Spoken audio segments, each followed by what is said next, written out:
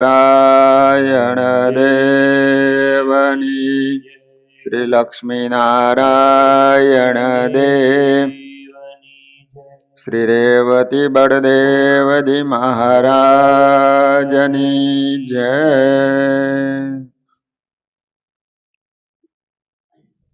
આપણા સૌના ઈષ્ટદેવ શ્રી સ્વામિનારાયણ મહાપ્રભુજી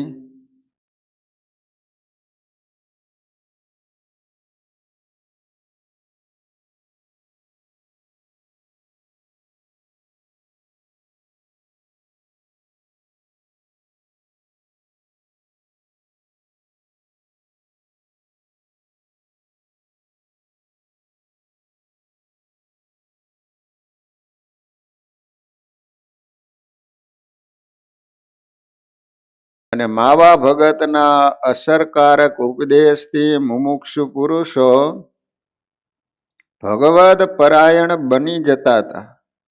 છેવટે પોતે જેમ ગ્રહસ્થાશ્રમનો ત્યાગ કરીને ત્યાગી થયા હતા એ જ રીતે માવા ભગતના પુત્ર જયરામ ભગત એક પુત્રને સાથે લઈને ત્યાગી થયા હતા. જયરામ ભગત પણ બહુ મહિમાવાળા, સેવાભાવી અને ભજનીક હતા. જયરામ ભગતના જે પુત્ર સાધુ થયા હતા એમનું નામ રાખવામાં આવ્યું હતું ધર્મવલ્લભદાસજી સ્વામી. જુનાગઢ મંદિરમાં તેઓ પ્રકૃતિના અતિશય શાંત, દર્શનીય સાધુ પુરુષ હતા. ઘણા વર્ષો સુધી મંડળધારી તરીકે રહી તેઓ રાધારમણ દેવના દેશમાં ફરતા. સ્વામી ધર્મવલ્લભદાસજીને 500 જોડી કીર્તનો કંઠસ્થ હતા. કેટલા? 500 જોડી કીર્તનો કંઠસ્થ હતા. આપણને કેટલા આવડે કયો જોઈએ? પેલા આપણા પૂર્વજો ભણેલા ઓછું હતા પણ એને કીર્તનો બહુ આવડતા. હજી પણ ગામડામાં શું કરે ખબર છે? પેલા તો આવી કીર્તનાવલીઓ બહુ નહીં, તો એક ઘરે રાખે, પછી એમાંથી એક પેજમાં લખી લે. એ હાથી આંકતા કે ગમે તે ખેતરનું કામ કરતા હોય ને તો પછી કડી બોલતા બોલતા ક્યાંક ભૂલાઈ જવાય તો હાંજ પડતા એકાદ બે કીર્તન કંઠસ્થ કરી નાખે. બોલો, અમારા ધાંગધ્રામાં એક ભાઈ હતા, એનું નામ પાડવામાં આવ્યું હજારી. આખી હજારી કંઠસ્થ. તમે ગમે તે કીર્તન બોલો ને, ગમે તે કીર્તન બોલવાનું કયો ને તો લગભગ કીર્તનો કંઠસ્થ, એટલે એમનું નામ જ હજારી પાડી દીધું. એવા ભગત હતા. અવાજ એવો પહાડી કે માયકની જરૂર ન પડે, અમથા બોલે તોય માયક ગાજે, એવો પહાડી અવાજ. હમણાં ધામમાં જતા રહ્યા એ ભગત. તો ધર્મવલ્લભ સ્વામીને 500 જોડી કીર્તનો કંઠસ્થ હતા. આ માવા ભગતની 3 પેઢી અખંડ સ્મરણ ભક્તિ પરાયણ રહી હતી. એક વખત આચાર્ય શ્રી રઘુવીરજી મહારાજ જુનાગઢ પધાર્યા હતા. રઘુવીરજી મહારાજ કોના પુત્ર હતા? એમના પિતાનું નામ શું? ઈચ્છારામજી મહારાજ. ભગવાનને 2 ભાઈઓ હતા ને, મોટા ભાઈનું નામ રામ પ્રતાપભાઈ, નાના ભાઈનું નામ ઈચ્છારામ. પછી ભગવાને બંને પાસેથી દત્તક પુત્ર લીધા. એમાં રામ પ્રતાપભાઈના દીકરા અયોધ્યા પ્રસાદજી મહારાજ, નાના ભાઈના દીકરા રઘુવીરજી મહારાજ, બંને દેશની ગાદીના પ્રથમ આચાર્ય બનાવ્યા. તો એમાં રઘુવીરજી મહારાજ બહુ સારા આચાર્ય હતા. નિર્માની, વિદ્વાન, ભજનીક, સાધુનો સમાગમ કરે. એ વર્ષમાં એકાદ 2 વાર તો જુનાગઢ જાય અને ગુણાતીતાનંદ સ્વામીની પાસે બેસીને કથા વાર્તા સાંભળે. બોલો, એ વખતે ગાદીવાળા પણ સાથે હતા. ગાદીવાળા એટલે એમના પત્ની હોય એને ગાદીવાળા કે. જુનાગઢથી આચાર્ય શ્રી વંથલી પધારવાના હતા. જુનાગઢની બાજુમાં જ વંથલી નામનું ગામ છે, તમે ગયા હોય તો ખ્યાલ હોય. ગાદીવાડાનો શિગરામ ચલાવનાર માણસ બીમાર થઈ ગયેલ એટલે મારા શ્રીએ ગુણાતીતાનંદ સ્વામીને કહ્યું કે ગાદીવાડાનો શિગરામ હાકે એવો કોઈ સારો ભગત આપો. એ જમાનામાં આવી કાર કે એવી કાંઈ હતું નહીં, એટલે એક ગામથી બીજા ગામ જવું હોય ને તો ઓલા શિગરામ આવતા.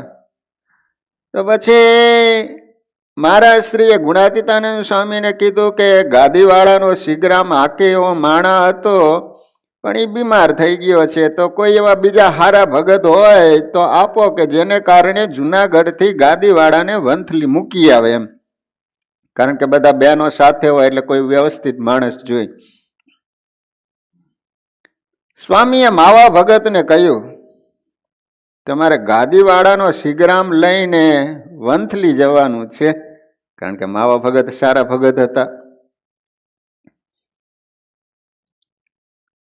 સ્વામીની આજ્ઞાથી માવા ભગત રાજી થયા અને પોતાના મનમાં વિચાર કરવા લાગ્યા છે, ઓહો આજે મારે મોટો લાભ મળશે. ગાદીવાળા સાથે જૂના વૃદ્ધ સાંખ્યોગી બાઈઓ હશે, તે નવીન નવીન કીર્તનો બોલશે, આ બધો લાભ આપણને મળશે. પછી સમય થયો એટલે શિગરામમાં બેસી સૌ વંથલીને માર્ગે ચાલતા થયા. શહેર બહાર ગયા ને એટલે ગાદીવાળાની સાથે એમની સેવા કરનારા જે બાઈઓ હતા તે એકબીજાના વ્યવહાર સંબંધી વાતો ઊંચા અવાજથી કરવા લાગ્યા. અને તમને તો ખબર જ હોય કે એ બહેનો ભેગા થાય એટલે મૂંગા તો બેવે જ નહીં હો. બહેનોને બોલવાનું અને જોવાનું બહુ ગમે. આ ભગવાન એમને બે, તમે જોઈજો કોઈ ગામમાં જાન આવવાની હોય ને તો એ વરરાજો હોય ને, નાની દીકરીઓ તો જોવા માટે ઉમટે, એ તો આપણે સમજ્યા. પણ જેને આંખે ન દેખાતું હોય તો એ ગઈઢી ડોસીઓ પણ જોવા નીકળે, રોયો વરરાજો કેવો છે એમ. અને જોયા પછી એને બોલવું બહુ ગમે. તો ઓલા એક ભાઈ કાર લઈને જતા હતા, તો એની પત્ની પણ હારી હતી. તે પછી ભગવાનને કરું ને એમાં કારમાં વ્હીલમાં પંચર પડી ગયું, એટલે એ ભાઈ ઓલું સ્પેર વ્હીલ હશે એટલે એ બદલાવતા હતા. ત્યાં તો એની પત્ની કે મને ખબર જ હોય આ કોઈ દિવસ તમારે ધડો હોય જ નહીં. તે બાજુમાંથી એક ભાઈ બાઇક લઈને નીકળ્યા એટલે એને પૂછ્યું કે ભાઈ તમારે કાંઈ મદદની જરૂર હોય તમને મદદ કરાવરાવું. તે ઓલો ભાઈ કહે છે કે બીજું તો કાંઈ નહીં, પણ આની હારે તું થોડીક વાર વાત કરીને તો સ્પેર વ્હીલ બદલાઈ નાખું કે.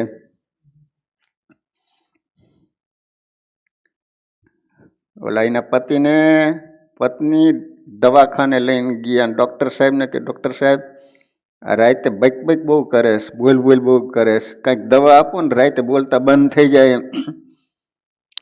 ડૉક્ટર સાહેબ કે એની કોઈ દવા નથી, બિચારાને દિવસે બોલવાનો ચાન્સ આપજો. દિવસે બોલવા દો તો બિચારો બોલે ને, પછી રાતે ન બોલે કયો જોઈએ. તે આ સાથે બહેનો હતા ને, તે તો શહેર બહાર જેવા નીકળ્યા ને ત્યાં તો મીંડા વાતું કરવા હો. પણ એ ભગવાનની વાતો કરે તો સારી, પણ એકબીજાના વ્યવહાર સંબંધી વાતો ઊંચા અવાજથી કરવા લાગ્યા. આમ કેટલોક સમય વ્યર્થ વાતોમાં ગયો, છતાંય વાતો બંધ ન થઈ. માવા ભગત પોતાના મનમાં શ્રીજીનું સ્મરણ કરી રહ્યા હતા. ત્યાં ખોટા બખાડાથી કંટાળી ગયા. ગુજરાતી લોકો જરા વધારે ઊંચેથી બોલે અને એમાંય વળી બે ચાર બૈરા ભેળા થઈ વાતોના રંગમાં ચીડા હોય, અહીંયા શું બાકી રહે. પછી તો માવા ભગત કાનની વૃત્તિ ખેંચી લઈ ઉતાવળથી શિગરામ ચલાવવા લઈ ગયા. જમીને બપોર પછી ચાલેલા, તેથી ગાદીવાળા તરસ્યા થયા એટલે વચ્ચે પ્રસાદીની ખેંગાર વાવ આવે. જુનાગઢથી વંથલી જાઓ એટલે વચમાં પ્રસાદીની વાવ આવે છે. ત્યાં સાથેની બાઈઓએ કહ્યું, એ ભગત, માવા ભગત, શિગરામ ઊભો રાખો. એ ભગત સાંભળો છે કે નહીં, તરસ લાગી છે, તરસ લાગી છે. આમ 6-7 વાર કહ્યું ને પણ ભગત તો કંઈ બોલ્યા જ નહીં. એમ શીઘ્રામ ઊભો રાખ્યો નહીં. તે બધાએ અનુમાન કર્યું કે ભગત હાવ બેરા લાગે છે. જુનાગઢથી વંથલી 4 ગાઉ થાય, રસ્તો પણ સારો અને ઘરના બળદો હતા, તેથી વંથલી પહોંચતા ગાદીવાળાને ઝાઝી વાર લાગી નહીં. પછી સાંજ વખતે આચાર્ય શ્રી ભારે ધામધૂમથી પધાર્યા. કથા વાર્તા અને મહારાજશ્રીની પૂજા થઈ રહી હતી. ત્યાર પછી સૌ સંત હરિભક્તો જમવા ગયા. રઘુવીરજી મહારાજ જમવા ગયા ત્યારે ગાદીવાળાએ કહ્યું, આજ તો અમે બહુ જ હેરાન થઈ ગયા. ખૂબ તરસ લાગી હતી. ભગતને ઘણા સાદ કર્યા, પણ શીઘ્રામ તો ઊભો જ ન રાખ્યો. એ આવો કયો માણા તમે મોકલો હતો? ભાઈ રઘુવીરજી મહારાજે ગુણાતીતાનંદ સ્વામીને કહ્યું, સ્વામી, એ ગાદીવાળાનો ઠપકો આવ્યો છે. એ અમે રાડો પાડી પાડીને થાકી ગયા, પણ ભગતે તો શીઘ્રામ ઊભો ન રાખ્યો અને તરસ્યા હેરાન થઈ ગયા. શું ભગત બહેરા છે? ત્યારે સ્વામી બોલ્યા કે ભગત બહેરા તો નથી, બધી બાબતમાં હોશિયાર અને અનુભવી ભગત છે. લો, આપણે એને અહીં બોલાવીને પૂછી જોઈએ. માવા ભગત આવ્યા એટલે સ્વામીએ કહ્યું કે ભગત, તમારો ઠપકો આવ્યો છે. ગાદીવાળાની ફરિયાદ આવી છે કે અમે તરસ્યા થયા તો ભગતે ક્યાંય ગાડું ઊભું રાખ્યું નહીં. આવો બેરો અને માણસ મારો ભગત અમારે ગાડે મોકલો તે હેરાન હેરાન થઈ ગયા. માવા ભગતે શાંતિથી સ્વામીની બધી વાત સાંભળી. પછી આચાર્ય શ્રી સામુ જોઈને બોલ્યા, કૃપાનાથ, સ્વામીએ મને કહ્યું હતું કે તમારે ગાદીવાળાને વંથલી મૂકવા જવાનું છે. એ સાંભળી હું રાજી થયો, કેમ કે એમની સાથે જીવબાઈ, રાજબાઈ જેવા તપસ્વીની બાઈઓ હશે. તેઓ ધૂન ભજન કરશે, કીર્તન બોલશે, એ બધો ભારે મોટો લાભ મળશે એમ ધાર્યું હતું. પણ મહારાજ શ્રી, હું ખરેખર સત્ય હકીકત છે ને એ કહું છું કે શહેર બહાર નીકળ્યા અને તરત જ શીઘ્રામમાં કલબલાટ ઉપડ્યો. રાયડો પાડવામાં કોઈ થાકે જ નહીં. સ્વામિનારાયણનું તો કોઈ નામ પણ લેતું નહોતું. એમાં કીર્તન કોણ બોલે? પછી મેં તો કાનની વૃત્તિ ખેંચી લીધી ને શીઘ્રામ જોરથી હાંકી મૂક્યો. તે વહેલા પહોંચ્યા વંથલી. મારે કાને એવા નકામા શબ્દો ન સંભળાય, તેથી મારે એમ કરવું પડ્યું. કૃપાનાથ, તમારા ઠપકાનો આ સાચો ઉત્તર છે.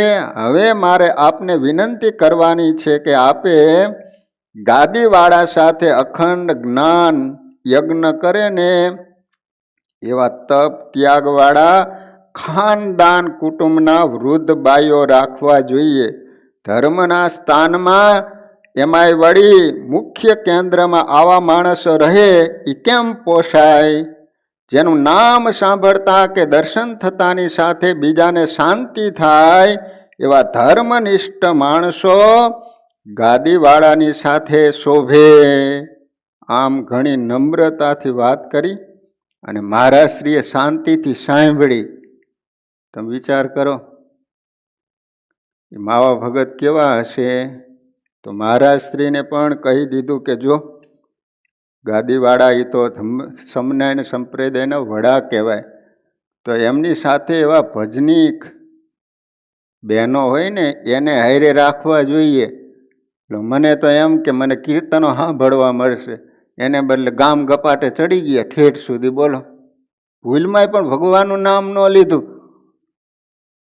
ત્યારે ગુણાતીતાનંદ સ્વામીએ કીધું કે જુઓ, માવા ભગત એ એવા ભગત છે, કાનની વૃત્તિ ખેંચી લીધી. કેવા ભગત હશે? પછી કંઈ સંભળાય જ નહીં. બોલો, જેને ઇન્દ્રિયો ઉપર કાબુ મેળવેલો હતો એવા માવા ભગત ગુણાતીતાનંદ સ્વામીનો સમાગમ કરવાથી આટલી ઊંચી સ્થિતિએ પહોંચ્યા હતા. તો વાલા ભક્તજનો, આપણે માવા ભગતનું ચરિત્ર 2-3 દિવસ ત્યાં શ્રવણ કરી રહ્યા છીએ. માવા ભગતનું ચરિત્ર અહીંયા પૂરું થાય છે. હવે સ્થિત પ્રજ્ઞ ભગત વીરા શેલડિયાની વાત આવે છે. નામ શું હતું? વીરા ભગત. શેલડિયા એની સરનેમ કહેતા અટક છે. પણ આ ભગત કેવા હતા? સ્થિત પ્રજ્ઞ. જ્યાં સુધી માણસની બુદ્ધિ સ્થિર અને શાંત ન બને ત્યાં સુધી એ કોઈ પ્રકારના સુખ સિદ્ધિ કે યશ પ્રાપ્ત કરી શકતા નથી. આલોકના સુખ શાંતિપૂર્વક જીવન પસાર થાય, ધારેલા કાર્યો સફળ બને અને હંમેશા સુયશ પ્રાપ્ત થતો રહે એમ સૌ કોઈ ઈચ્છતા હોય છે. પરંતુ એ બધું બુદ્ધિ સ્થિર થયા પછી જ સિદ્ધ થાય છે. બુદ્ધિની અસ્થિરતા થવામાં વિષયોની વિશેષ તૃષ્ણા, આલોકના માન મોટપની પ્રબળ લાલસા અને પૂરી યોગ્યતા વિના યશની ઈચ્છા તથા સ્વાર્થ માટે ન્યાય નીતિનો માર્ગ છોડી મનમાન્યું વર્તન કરવું એ મુખ્ય કારણો છે. આ હેતુ અને ખાસ લક્ષ્યમાં લઈ મુમુક્ષુ પુરુષો શાસ્ત્ર અને મહાપુરુષોના સમાગમથી સાંસારિક મિથ્યા સુખની આસક્તિ જેટલી બને એટલી દિન પ્રતિદિન ઓછી કરતા રહી સંયમી જીવન ગાળે તથા બીજાનું ભલું થાય તેવી સદભાવના સેવતા હોય છે. સ્થિત પ્રજ્ઞ કોને કહેવાય?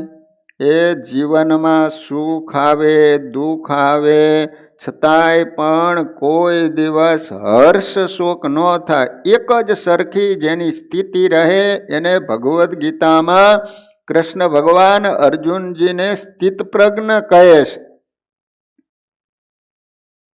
જ્યારે આવી સ્થિત પ્રજ્ઞ સ્થિતિ પ્રાપ્તિ થાય ને ત્યારે હાનિ લાભ, સુખ દુઃખ, નિંદા સ્તુતિ વગેરે દ્વંદ્વો શાંતિપૂર્વક સહન કરવાનું મુમુક્ષુમાં અડગ બળ આવે છે. આલોકના સુખના સર્વ સાધનો મોજૂદ હોય તો પણ સંસાર દુઃખરૂપ હોવાથી સૌ કોઈને ઓછા વધતા અંશે કંઈ ને કંઈ દુઃખ જીવનમાં જરૂર ભોગવવું પડે છે. પરંતુ જો સ્થિત પ્રજ્ઞપણું મેળવ્યું હોય ને તો એ અગણિત દુઃખો વચ્ચે પણ સુખથી રહી શકાય છે. લોકમાં આપણે જોઈએ તો ઘણા માણસોમાં સારા નરસાનું જ્ઞાન તથા ગ્રહણ કરવા યોગ્ય શું અને ત્યાગ કરવા જેવું શું એનો અંતરમાં ઊંડે ઊંડે પણ કેટલો વિવેક પડ્યો હોય છે. છતાં ઉપરયુક્ત ગીતાના શ્લોકમાં કહેલી સ્થિત પ્રજ્ઞ સ્થિતિ પ્રાપ્ત થાય તેવો આગ્રહપૂર્વક હંમેશા અભ્યાસ નહીં થવાથી એ ઉચ્ચ કક્ષાએ પહોંચી શકાતું નથી અને નીચી ભૂમિકામાં રહી જવાય છે. માટે જ જિજ્ઞાસુ પુરુષો ઘણા પ્રયાસપૂર્વક સ્થિત પ્રજ્ઞ સ્થિતિ પ્રાપ્ત કરી સદા સુખી રહે છે. સત્સંગમાં મોટા મોટા સંતોના અવિરત પ્રયાસથી સ્થિત પ્રજ્ઞ સ્થિતિવાળા ભક્તો થઈ ગયા છે. સૌરાષ્ટ્રના ગીર પ્રદેશમાં મિતિયાળા નામે ગામ છે. શું છે ગામનું નામ? મિતિયાળા. સોરઠમાં આવ્યું. ત્યાં કણબી જ્ઞાતિમાં શેલડિયા અટકના પટેલ વીરાભાઈ રહેતા હતા. પટેલ તેઓ દૈવી, સમજુ અને સંત મહાત્માઓને વિશે વિશેષ પ્રીતિવાળા હતા. પરંતુ સત્સંગના યોગ વિના પુખ્ત ઉંમરે પહોંચવા છતાં જીવન સંસ્કારી બન્યું નહોતું. સમાજમાં ઘણા માણસો પ્રથમ સ્વાભાવિક રીતે નિર્વ્યસની, સજ્જન અને ધર્મપ્રેમી હોય છે, પણ તેને સારો યોગ નહીં મળવાથી એ કેટલાક કુછંદો, દુર્વ્યસનો તથા બુરી ટેવોનો ભોગ બની જાય છે. જો માણસ જન્મે છે ને ત્યારે કોઈ ખરાબ નથી હોતું, એની અંદર કોઈ પણ કુટેવો હોતી નથી. પણ માણસ જેવા માણસના યોગમાં રહે, જેનો સંગ કરે ને એ માણસ કેવો છે એ પ્રમાણે માણસ બનતો હોય છે. એટલા માટે શાસ્ત્રો કહે છે કે હંમેશા સારાનો સંગ કરો. ગુણાતીતાનંદ સ્વામી કહે છે કે માણસ જેવાનો સંગ કરે, ઉત્તમનો સંગ કરે તો ઉત્તમ બને, મધ્યમનો સંગ કરે તો મધ્યમ બને, કનિષ્ઠ ઉત્તરતાનો સંગ કરે તો માણસ ગમે એટલો સારો હોય ને છતાંય પણ એ ઉત્તરતામાં ઉતરતો થઈ જાય. કુસંગીનો સજ્જન કોઈ સંગ કરે ચડે અંગ, કુસંગ રંગ જો ઉજળું વસ્ત્ર વિશેષ હોય, કાળું થશે કાજળ સંગ તોય. સફેદ વસ્ત્ર હોય ને તમે જેવા કલરમાં બોળો ને એવો કલર ચડે. એમ નાનું બાળક જન્મતાની સાથે એ તો સફેદ વસ્ત્ર જેવું છે, એને જેવો સંગ થાય છે એવો એ બને છે. કાજરની કોટડી હોય તો તમે એની અંદર ફરવા માટે જાઓ તો ગમે એટલું ધ્યાન રાખો ને છતાંય પણ એ દાગ પીડા વિના રહે જ નહીં. એમ એવા કુસંગીની માણસની સાથે તમે રહેતા હોય ને તમે એમ માનો કે મને એની અસર ન થાય, એ વાત તમારી ખોટી. કાજલ કી કોટલી મેં જૈસો હી જતન કરો, કાજલ કી કોટલી મેં દાગ લાગે હી લાગે. ગમે એટલું જતન કરો ને તમને દાગ પીડા વિના રહે જ નહીં.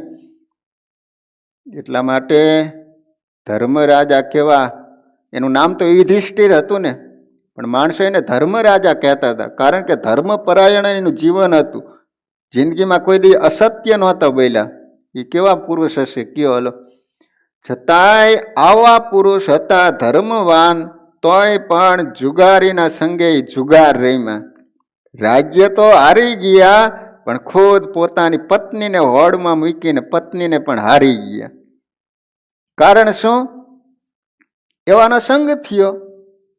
નકર આપણે કલ્પના ન કરી શકીએ કે કોઈ દી યુધિષ્ઠિર રાજા જુગાર રમે કોઈ દી.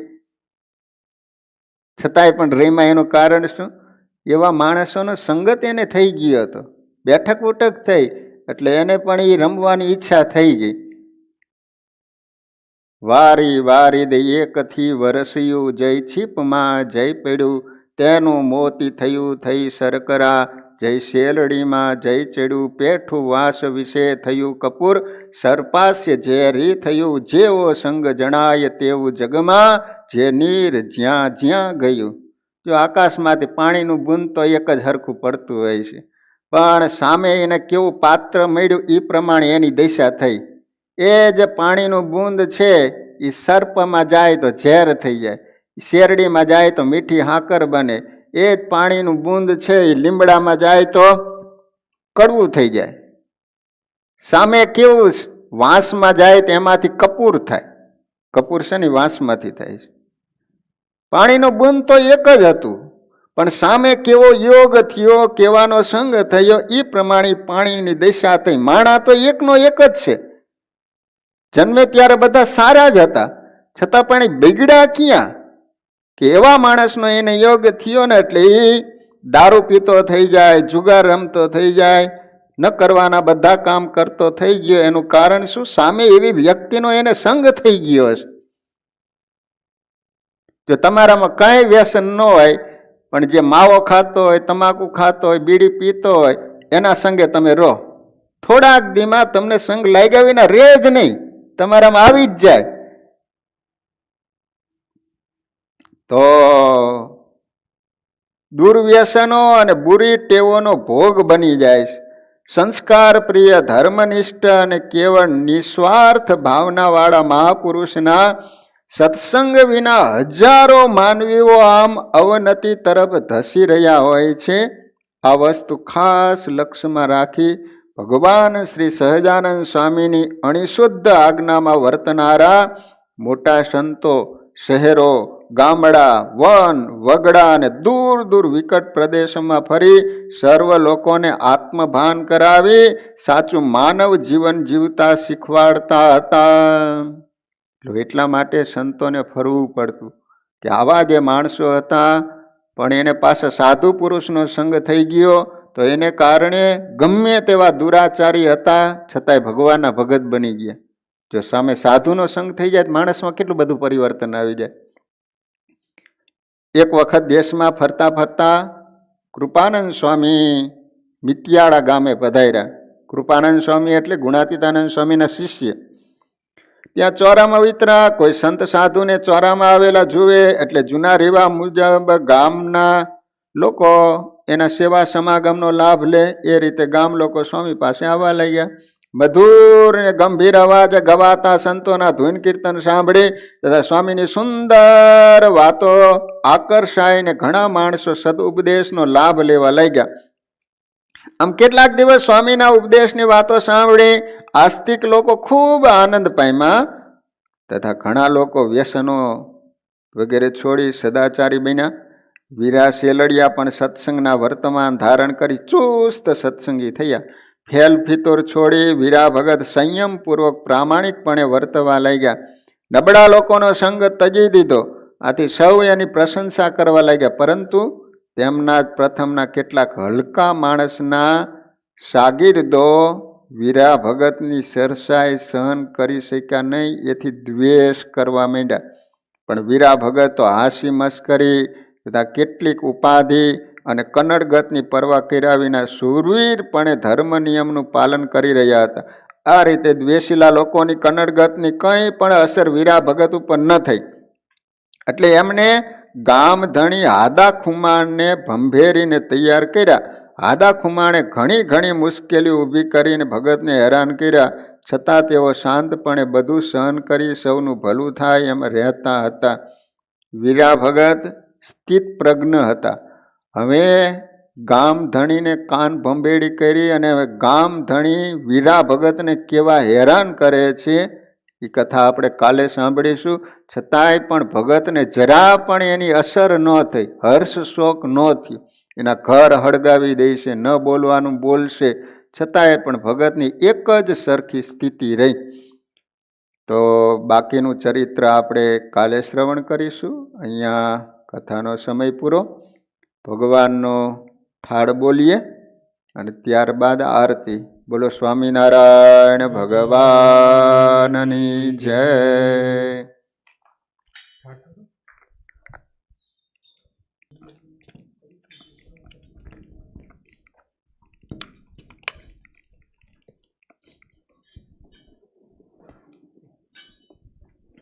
ઘનશ્યામ મહારાજની જય. જમો જમો ને મારા જીવન જુગતે, ભોજનિયા રસ ભરિયા રે. જમો જમો ને મારા જીવન જુગતે, જમો જમો ને મારા જીવન જુગતે, ભોજનિયા રસ ભરિયા રે. જમો જમો ને મારા જીવન જુગતે. પાક શાક તમ સારું પ્રીતમ, કોડે કોડે કરિયા રે. જમો જમો ને મારા જીવન જુગતે. પાક શાક તમ સારું પ્રીતમ, કોડે કોડે કરિયા રે. જમો જમો ને મારા જીવન જુગતે. ઘડિયા ઘડિયા તાજા તાતા, કનક તાળમાં ભરિયા રે. ઘડિયા ઘડિયા તાજા તાતા, કનક તાળમાં ધરિયા રે. આરોગો મારા નાથ અલૌકિક, લોગો મારા નાથ અવલૌકિક. દૂત જા જાગે ભરિયા રે. જમો જમો ને મારા જીવન જુગતે. જમો જમો ને મારા જીવન જુગતે, ભોજનિયા રસ ભરિયા રે. જમો જમો ને મારા જીવન જુગતે. કડી વડી કારેલા કાજુ, રાઈ તણા દઈ તરિયા રે. કડી વાળી કારેલા કાજુ, રાઈ તણા દહીં ધરિયા રે. જોઈએ તો પરથી લેજો, જોઈએ તો પરથી લેજો. મીઠું જીરું ને મરિયા રે. જમો જમો ને મારા જીવન જુગતે જમો જમો ને મારા જીવન જુગતે ભોજનિયા રસ ભર્યા રે જમો જમો ને મારા જીવન જુગતે બ્રહ્માનંદના નાથ શિરાવ્યા દૂધ ભાત સાકરિયા રે બ્રહ્માનંદના નાથ શિરાવ્યા દૂધ ભાત સાકરિયા રે ચડું કર્યું હરી તૃપ્ત થઈને ચડું કરે હરી તૃપ્ત થઈને નિરખિલોચન ઠરિયા રે જમો જમરા જીવન જુગતે જમો જમો ને મારા જીવન જુગતે ભોજનિયા રસ ભર્યા રે જમો જમો ને મારા જીવન જુગતે જમો જમો ને મારા જીવન જુગતે જમો જમો ને મારા જીવન જુગતે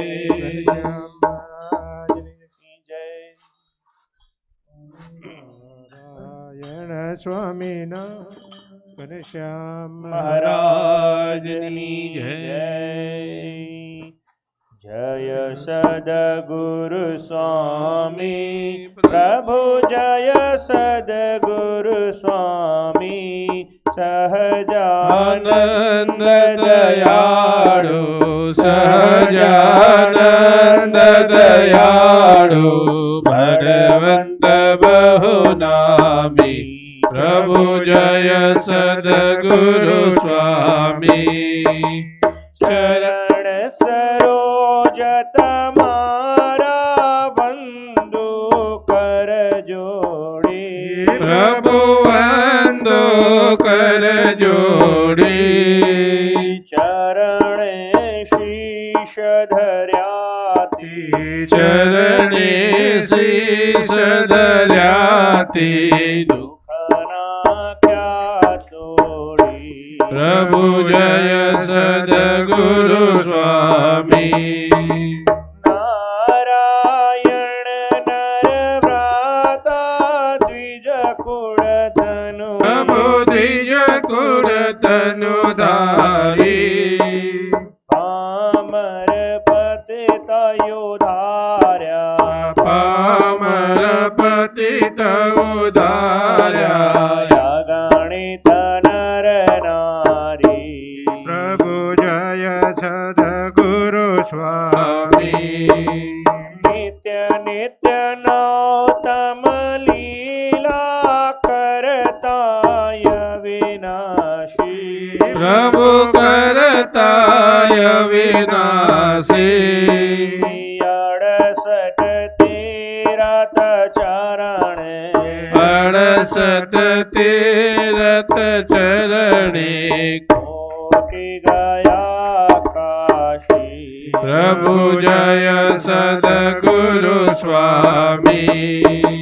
પુરુષોત્તમ પ્રગટનું જે દર્શન કરશે પ્રભુ જે દર્શન કરશે કાળ કર્મથી છૂટી કાળ કર્મ કે છૂટી કુટુંબ સહિત તરશી પ્રભુ જય સદગુરુ સ્વામી અવસર કરુણા નિધિ કરુણા બહુ કીધી વાલે કરુણા બહુ કીધી મુક્તાનંદ કહે મુક્તિ મુક્તાનંદ કહે મુક્તિ સુગમ કરી સીધી પ્રભુ ગુરુ સ્વામી જય સદગુરુ સ્વામી પ્રભુ